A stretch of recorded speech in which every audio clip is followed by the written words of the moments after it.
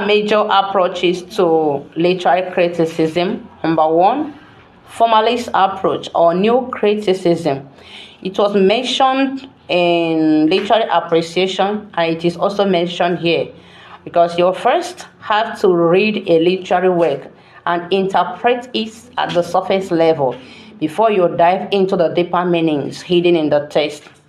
So the formalist approach looks at the words, structure, and literary devices employed in the text without considering outside information about the text.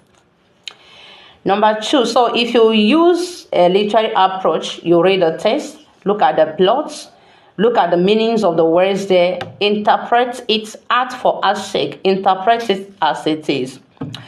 Number two is the biographical and the historical approach.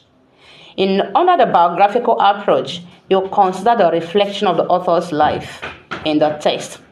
So it examines the author's life.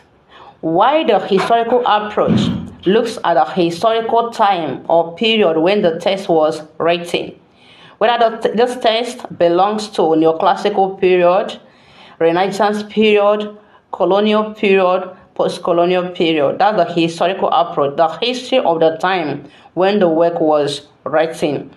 Then we have also, under the historical approach, the society will be considered also.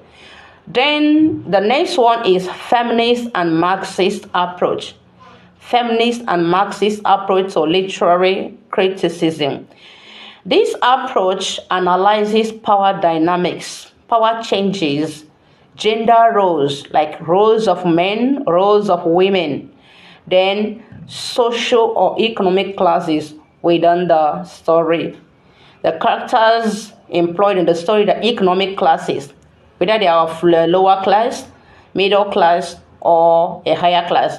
For example, in Jane Eyre, you know that Mr. Rochester belongs to the higher class of the society, while Jane Eyre came from the lower class. So this is the thing you look out for under the Marxist and the feminist approach. Then the last one is the psychological approach. In psychological approach, you use the ideas you have about human minds to understand the character or the behavior and the hidden desires of the characters. The knowledge you have about human minds, how human minds work, should guide you to understand the behavior and the hidden desires of the characters. I think this